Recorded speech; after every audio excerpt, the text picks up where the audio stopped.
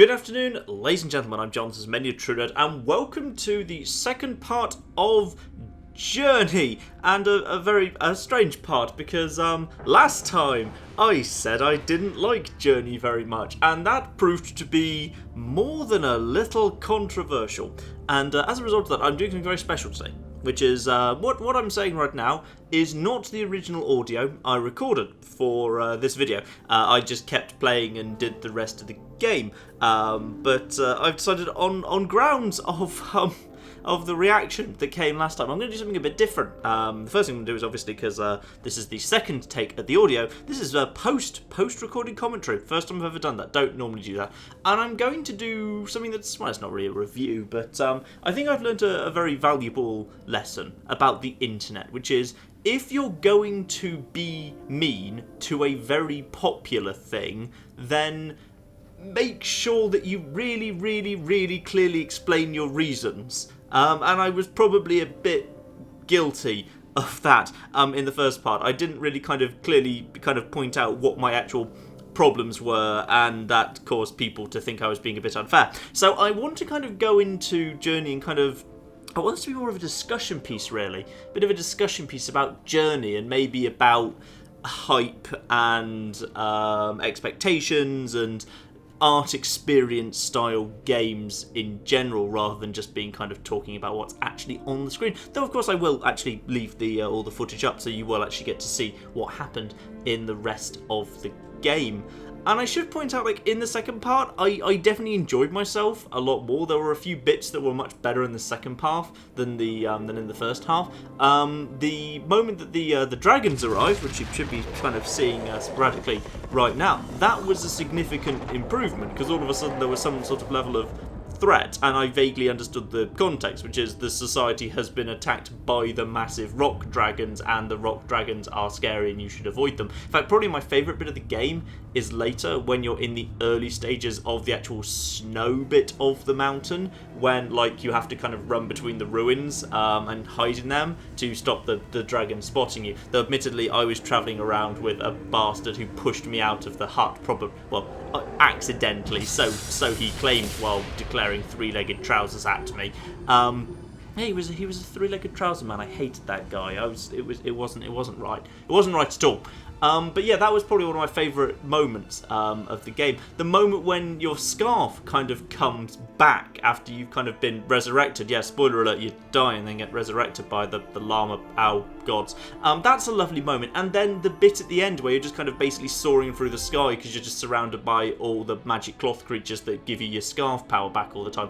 That's nice. That's actually quite a nice moment. There's a lot in the second half I liked more than what was in the first half, but it wasn't enough to make me say that I liked it. I still found it really disappointing, and I didn't enjoy it as a game. I don't particularly like it as a game. And I think the first thing I probably should qualify that statement with is, I should say, there is probably a chance, there is definitely alternate universes and different ways I could have approached it, where I might well have come out with a more positive impression of it. And I think the biggest one is, if I hadn't been doing it for YouTube and I hadn't had my YouTube hat on, I might have enjoyed it more. Because my understanding from speaking to people is the people who enjoyed it are the ones who just chilled out and wandered around in silence and absorbed and listened and so forth. When I'm doing YouTube, I take a game and I prod at it and I analyse it and I try to critique it and I try to keep talking, because I'm a commentator, that's what I do. And I don't think that really works very well with art experience games that are a bit slower paced, and where there's moments where you're just moving through an area, observing it and taking it in. Those moments of silence, which is what those areas probably are best. That's how they're best served. It's not so useful. It's not so easy for a YouTube commentator to spot those at the same time. My job, as I feel it when I'm sitting there recording, is to try and add something to the game. When the game is best enjoyed by having nothing added to it at all, apart from just quiet, awed silence, then maybe that's just not a good game for me. Maybe that's not a good game for a YouTuber in general.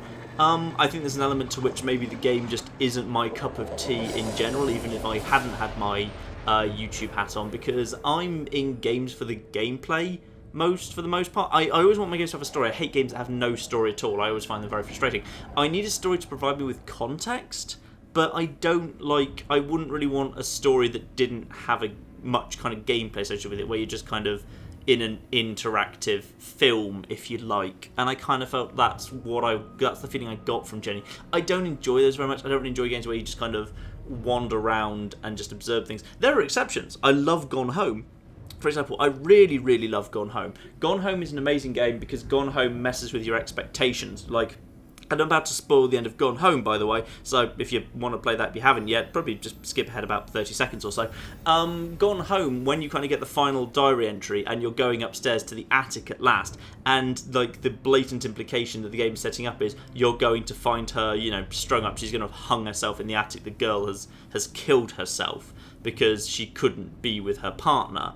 Because no one would accept her lesbian relationship, and you go up there and actually what you find is a note saying, oh, by the way, actually she came back and we worked it out and we've run away together to be together forever and everything's lovely. I mean, that's a brilliant twist, and just like the dread in your stomach you feel when you're going up the attic thinking, oh god, I'm going to find her corpse, and it's actually all fine. It is wonderful, and that's the sort of thing games can do rather well. I never kind of got that. I never really got as invested in the Journey story. I never really felt Journey had a fantastic twist to it. There was no moment where I thought, oh, I see. There's a moment where I think that's supposed to happen, and it's the moment where you get to the top of the Sands Tower, which I'll cut to and put on screen now, where kind of you get the flash of your character meeting, I think it's the last of the Owl Llama gods. And kind of you see where you fit into the prophecy, and the next stage you have to go to is crawling your way up the mountain, and it's kind of the way they kind of linger on your character's face and looking at the prophecy. You kind of feel like this is supposed to be like the big moment where you realise your heroic destiny. But when I saw that, I burst out laughing when I saw it, because I just found it ridiculous that this kind of red hooded character who we don't know anything about, and we don't know who they are, and we don't know why they're doing anything, and we don't really know any of their personality traits or their wants or desires or their past or their present or anything about them. The fact that the game's kind of expected me to have the great big dramatic this is my destiny moment for a character that is pretty much literally a blank slate. Their face is just a kind of a black slate with two little lights on it. I just felt like it didn't work very well. It just didn't work very well. So maybe it's just not the sort of game for me, because I can't get involved in games where there's no real kind of gameplay, but there's lots of story going on.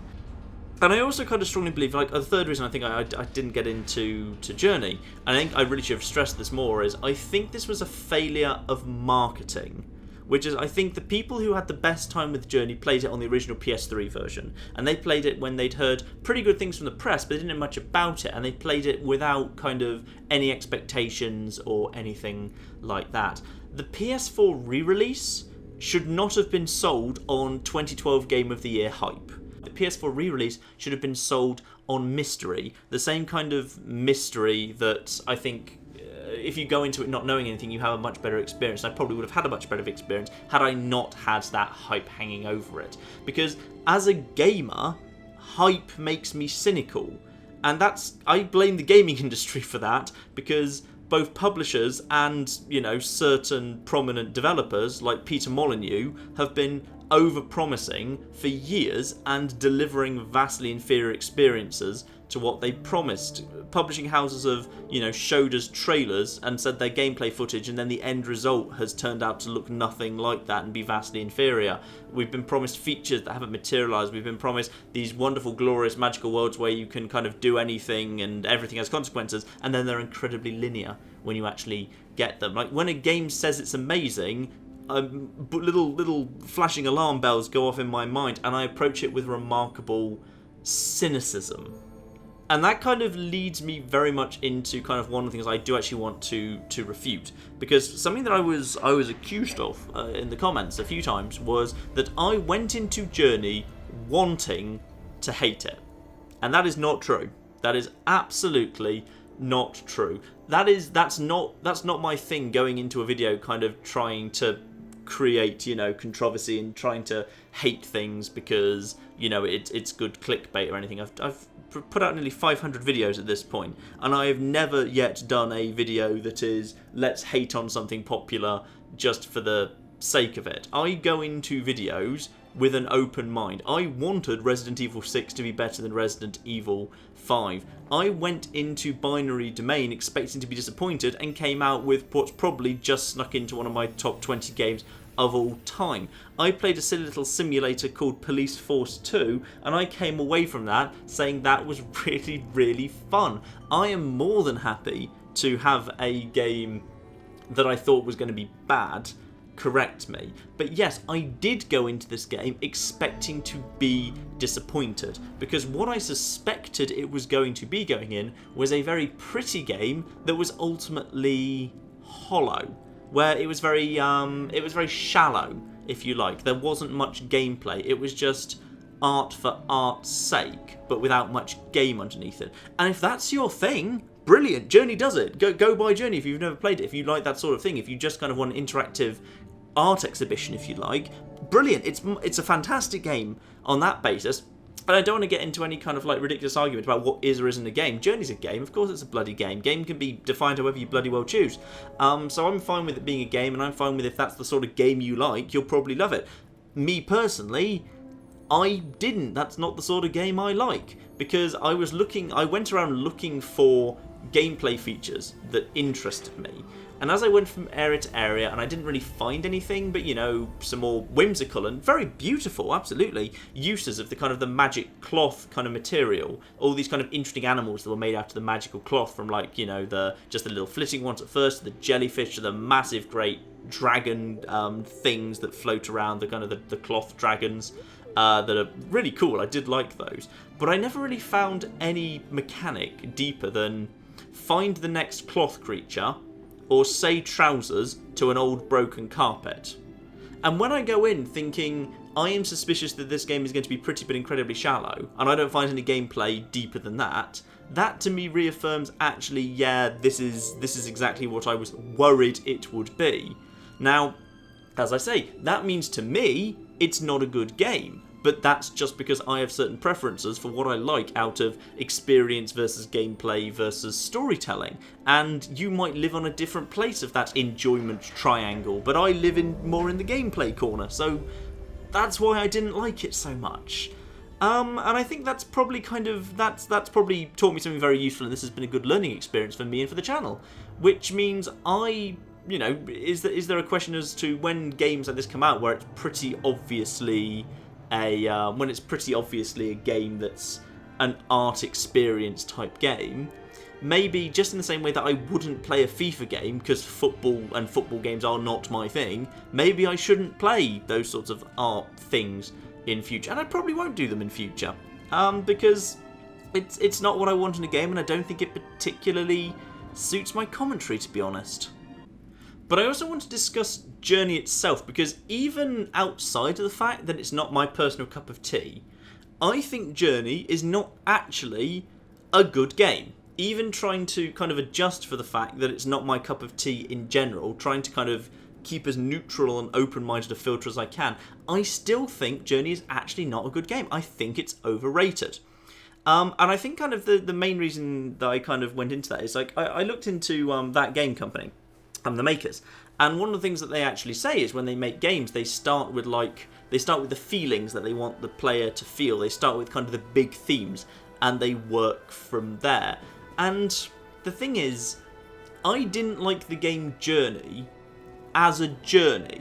I don't think it worked, but it wasn't particularly interesting as a journey, because you were basically going in a straight line. I mean, the areas were, while they looked big and open, they were actually fairly small areas in terms of the actual amount of stuff that was in them. They were pretty linear. It was actually a fairly small world. It was very empty. And, I suppose in a desert, you probably, aesthetically, that's appropriate. But to me, it just felt like there wasn't anything there. I could go exploring, and I could upgrade my scarf, but the scarf felt completely kind of pointless to me because I never needed a big scarf, because I got my scarf burnt off because I got attacked by one of the dragons in the first stone dragon section, and it didn't hurt me at all as far as I could see, because there was like, I never found an area that I couldn't get to. There seemed to be like no real kind of reason for me to have the biggest scarf in the world, aside from just, you know, overcompensating and wanting to feel a little bit smug next to a person travelling with me who had a bit of a smaller scarf than I did, just so I could feel nice and superior. So I felt like it didn't work as a journey. Now, what several people put out to me in the comments was, well, it's not supposed to be a journey, it's supposed to be the hero's journey. It's like, well, it kind of fails as a hero's journey to my mind too, because some of you may know I used to study kind of literary theory and stuff like that. That was kind of my thing years and years ago when I was in academia.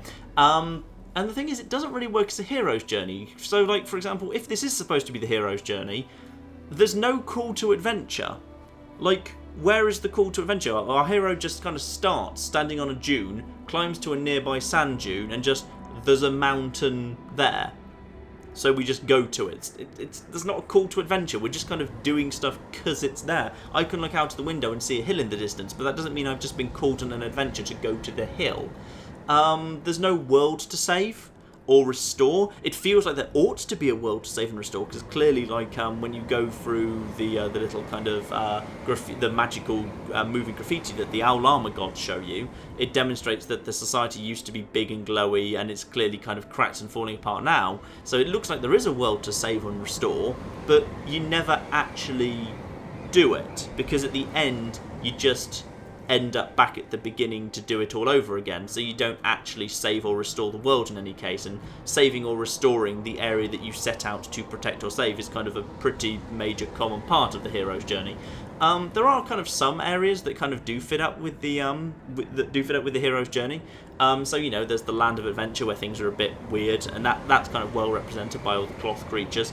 There's kind of a very brief Belly of the Well section where you've gone into the pit and you meet the rock dragons for the first time, which is quite a good thing. There's death and rebirth, and that's actually in the second part where there was the death and the rebirth is where I did actually peg it that this is actually supposed to be the hero's journey. But it's kind of a bit of an odd rebirth, because the hero does like the magic flight, and they do literally do the magic flight up to the top of the mountain. It's clearly implied that at the top of the mountain is where the ultimate boon is, but our hero then, we don't really know what the glow at the top of the mountain ever was. All we know is that then we do another magic flight straight back home again as the credits roll, that I'll again kind of show, but you don't restore the homeland, you just seem to start again. Obviously, going back to the beginning of the game, the bit that we started right at the centre, we saw a little flash of light over the desert, then our character's just standing there, strongly implying that we're just stuck in a cycle, which kind of isn't, it's a very odd way of doing it. And then there's the fact that there's multiple heroes. This really bugged the hell out of me, that when you're coming down from the mountain, you pass, or rather when the character you're playing as twinkles past in a little glow of light, you see multiple other characters in like their red robes. You just kind of pass them, suggesting that there are multiple heroes going on this same journey in a cycle, so like several of you are all doing this simultaneously, and like there's other signs that happened too. So when you enter, I think it's the third area, the first open desert after you've climbed the cloth bridge, you see a sparkle coming out of the mountain. So it's made pretty clear that, yeah, there are other people doing this journey at the same time as you. So not only is the journey pointless because you keep doing it over and over, but you never actually do anything to improve your lot or get rid of the rock dragons or save the owl armor gods or fix your society, but it's not even unique because it's made clear that other people are doing this journey, and not just the ones who are traveling, the person who you travel with, but it's clear that like there are people up and down this mountain constantly going on this journey, constantly going in a circle, and it never achieves anything. And I found that really deflating. That's an incredibly depressing message for a game that, like, when people talk about why they love it, they talk about how kind of relaxing and uplifting and euphoric that ending is. I just found it incredibly deflating that you're just stuck in this pointless cycle where when you meet up with the owl armor gods, it's kind of clearly implied in the thing that they show you, the little kind of moving tableau, that you are the one chosen hero who must go on the journey to the top of the mountain because that's incredibly important. But then it turns out you're not actually the only hero. Not only is there someone following you around, And I think the integration of a second player is maybe a mistake. Yeah, I realised at the end it was a second player. I didn't get that the whole time I was playing. I think that was maybe a bit of a mistake because the hero's journey is undermined if there's a second equally valid hero travelling with you at the exact same time. Yeah, just my take on it anyway. And then equally that there are even more heroes just constantly in circulation. You just feel pointless. It just, to me, felt incredibly pointless that I wasn't achieving anything. And I wasn't even the only one fulfilling a prophecy. It's like being told there is the one prophecy that you and you alone must fulfill to climb to the top of the mountain, then realising that you're basically on a package holiday because everyone's constantly doing it. The mountain's quite frankly getting a bit clogged up from all the people constantly going up it and constantly becoming magic star people to go down to the beginning and constantly do it again. It just felt... You know how in Ocarina of Time, the one bit I really hate about Ocarina of Time, where you complete the water temple and Lake Hylia fills up, then you go back to Zora's Domain expecting it to be thawed out, but it isn't, it just stays frozen. And it's a real kick in the teeth, because you've done all that effort of completing the water temple, and Zora's Domain isn't frozen. The game says, oh yeah, it'll probably fix it, it'll probably unfreeze in time, it'll probably thaw out. Give it some years. It's not going to happen in the game, obviously. And people were so keen for Zora's Domain to thaw out that there was an entire series of like secret theories for things you could do in Zora's Domain to cause it to thaw out. I kind of got that feeling from basically the entire plot of Journey, that it was this game where it kept kind of setting up, you need to do this thing to, do something. It was set up as a big deal that you had to get to the top of the mountain, but getting to the top of the mountain was pointless. It bugged me. The story really bugs me. And what I kind of think at a higher level is Journey, I think, is as a game, you get out exactly what you put in. And that's partly because, I don't mean this in a bad way, there's not enough actual game in there to change your mind. If you go in wanting it to be a wonderful, religious, euphoric, spiritual experience, I'm sure it can be. If you go in skeptical of it, I don't think there's enough actual game there. There's not actually enough actual meat on the game's bones to shake you out of that opinion. And I kind of suspect this is one of those games where groupthink has set in a little bit, and I think that's why it's a little bit overrated. Because if something comes out, and enough people who are kind of big opinion leaders or key influencers in the industry say that something is very clever and very amazing, then there's kind of a tendency for people to agree that it is actually amazing. Because if you don't agree that something is really clever and really deep and really wonderful, then that basically just means that it's implied that you are the stupid one. Like, why didn't you understand it? Everyone else got it. Everyone else thought it was amazing. If you didn't think it was amazing, then there must be something wrong with you. And interestingly, I got to observe that just today because I was watching Everybody's Gone to Rapture. Everyone's Gone to the Rapture, a new game that's very much like this that I won't be covering because it sounds like it's going to take like 6 hours and is very, very slow. So not really my cup of tea. And I saw immediately, like, for example, I saw Jim Sterling put up his review where he gave it 5 out of 10, saying there were some really good bits, but there were some really frustrating bits as well. And one of the first things that someone replied to him was something to the effect of, that desperate for the clicks, eh? Because, of course, people aren't allowed to object to these kind of art exhibition games. There is a particular group of people, and I don't know where this started, where if you criticise a game that is like the art exhibition style of gaming, then they will attack you because the idea is supposed to be, oh, you must only be doing it because you didn't get it, or because you're too stupid for it, or because you're just trying to create controversy because you want the clicks. The idea that someone just isn't going to enjoy this, or that there might actually be legitimate criticism of these games, doesn't seem to occur. And I got that. Yesterday. I was accused in the comments of someone made a comment to the effect of, well, not every game can be Call of Duty, with the strong implication that I should just, naff off back to my whizzy-bangy shooters because clearly this thing's too clever and meaningful for me. It's like, I've never even played Call of Duty. I don't do shooters on this channel. I do flipping RPGs and roguelikes. It was a baffling comment to make, but people get really defensive about these art style games, and I underestimated that when I made the video for Journey, which is why I just did a live commentary, and I didn't think I should probably lay out my thoughts and clearly explain where I'm coming from, which is what the second part is trying to make amends for. I just really think this is quite a divisive game, because for the lot of negativity that I got for that video yesterday, there were a lot of people who also I also got a lot of people who actually messaged me to say, I'm really glad you say this, I agree, I don't get and I don't like these games, and I don't know why the gaming press and a very vocal minority of people feel the need to rampantly defend them. And I have a lot of sympathy for that view. I think this is just a divisive game. But to me, and this is my personal opinion, I'm not saying this is objective fact, my personal opinion, it is not that interesting to me.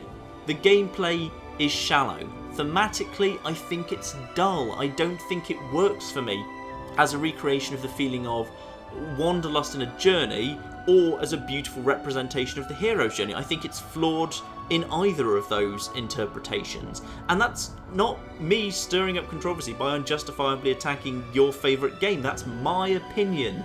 And the reason I redid the audio for this video was because I just wanted to clearly explain the reasoning, because a lot of folks seem to think this was just me trolling for views, baiting controversy, being contrary just to be opposed to the very positive fans of the game. Now, if you did enjoy this game, fantastic. Genuinely, more power to you. I am thrilled that you have had a better experience than me. You paid your money and you got better value for your money. You have had a positive experience that I haven't, and it sounds like people have had as positive experience with this game as I had with a game like Skies of Arcadia. And I love Skies of Arcadia. It's got such a place in my heart. And if you have had that sort of feeling in your heart from Journey, brilliant, because you've had a wonderful experience from it. That's great, but that doesn't mean everybody has to agree with you. You've had a positive experience, I didn't. Because for me, excluding the graphics, which are gorgeous, but I try and always overlook graphics as far as possible, and the actual music, which was excellent, I apologise, I should have drawn attention to that, it really is an excellent score. As a game and a story, I find it disappointing. And that's kind of all I'm going to say on the topic of Journey specifically. I mean, maybe at one point I'll find another like art exhibition game that I think is worth me trying to have a look at. If I do, I'll probably treat it very carefully. Maybe I'll do post-commentary on it again to discuss it. But I think kind of overall, like as a high thing, I think kind of what I've learned is like, in general, I'm just going to stay away from negative videos. To be honest, it's not for me. It's not for me. I don't enjoy having a comment section where people are arguing with each other, and I don't enjoy getting messages, accusing me of having dubious motives or whatever. Didn't like it. Didn't enjoy it one little bit. Not for me. And there's enough angry Brits who don't like things on the internet already. You've already got Yahtzee, you've already got Jim Sterling, you've got NerdCube's Hell series. There's enough British people out there who don't like things that you don't need me to do that. I just enjoy the positive stuff. I enjoy all the positive stuff, and I think like 99% plus of my videos are very, very positive about the games that they kind of cover. And I like the positivity. I like playing games that I love, and I like spreading that love, and I like people being happy. I just like to put out a video and think this is going to make people happy. I don't ever want to put out a video and just think, this is really going to annoy some people. I bet they're all going to dislike this and like leave loads of angry comments. That'll help me up the YouTube rankings. I don't want to do that. I don't have the stomach for it, quite frankly. So yes, and on that basis, that's gonna be it. That's gonna be all of Journey. And tomorrow I'm going to play one of my top 20 games of all time. I'm going to bring that forward a little bit because I want to kind of do something really positive and happy and lovely. I'm going to play Jet Force Gemini tomorrow, which I absolutely adored on the N64. It's just come out again thanks to Rare Replay on the Xbox One. It's brilliant. It's genuinely fantastic because they've if you just fiddle with the controls a bit, just to get the settings right, the controls work beautifully. A few people who I kind of read, like, they said they didn't like the controls and they hadn't held up well. I think those people just hadn't dug around in the control options long enough, because I found some ways of beautifully making it work. So I'm going to start playing that tomorrow. First part up tomorrow. I love Jet Force Gemini. It's going to be a happy, fluffy video with me being enthusiastic about a game I love. And you know what? I think what I have learnt from this whole experience is that's what I should stick to, because that's my thing, and I think that's what most people like.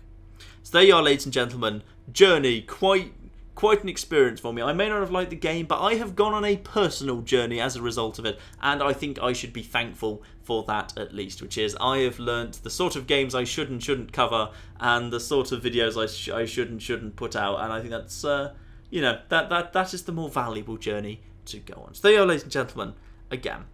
If you enjoy Journey, more power to you. And just because I do not like it, I do not mean to tell you that you should not like it, and I do not mean to take away any of your joy of it. But me, not my cup of tea. And I'll probably steer clear of stuff like it in future.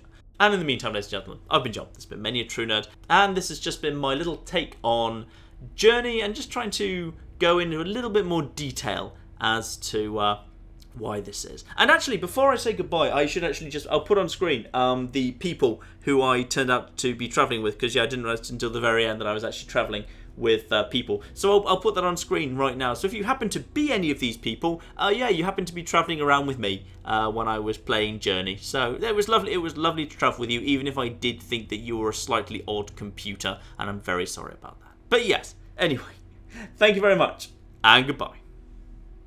Down, down, down, get off it. Just hop off. Oh no, that was wrong! I would untie and save you, you understand, but there is a hovercraft.